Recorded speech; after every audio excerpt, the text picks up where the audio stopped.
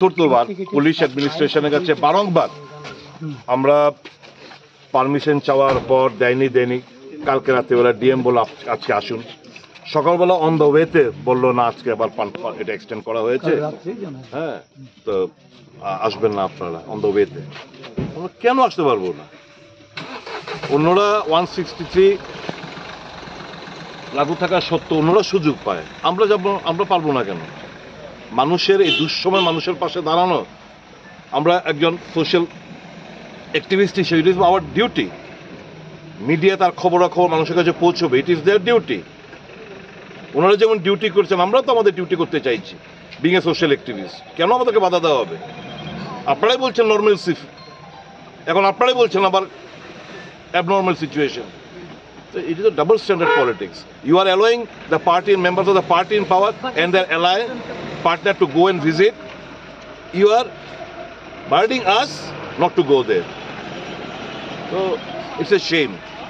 যারা এই রাজনৈতিক দালালদের চাপে পড়ে যারা এই অর্ডারগুলো, ইল্লিগেল অর্ডারগুলো, দেখি কালকে আমরা এটা উইল ভেকেট দিস অর্ডার।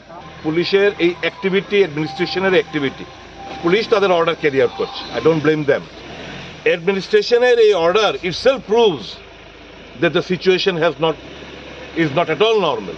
সব চাপিয়ে দাবিয়ে রাখা হয়েছে এতদিন পর। ইনসিডেন্ট কবে হয়েছে? 12 তারিখ বোধ হয়,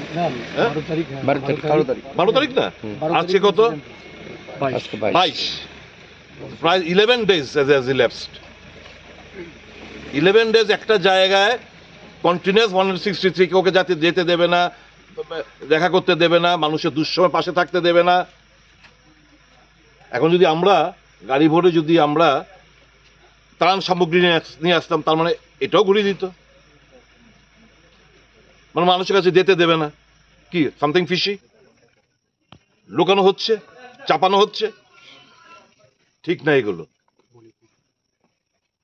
মণিপুরের থেকে আরো বেশি ক্রিটিক্যাল ছিল। কোথায়?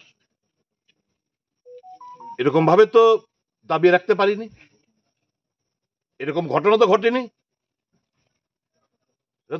এরা চাইছে আগুনটা, বারুদটা, যেটা ষড়যন্ত্র রাজনৈতিক দালালরা করেছে, এটা চাইছে এই চাপানো যে ক্ষোভটা, এটা আরো বিস্ফোরণ ঘটাতে।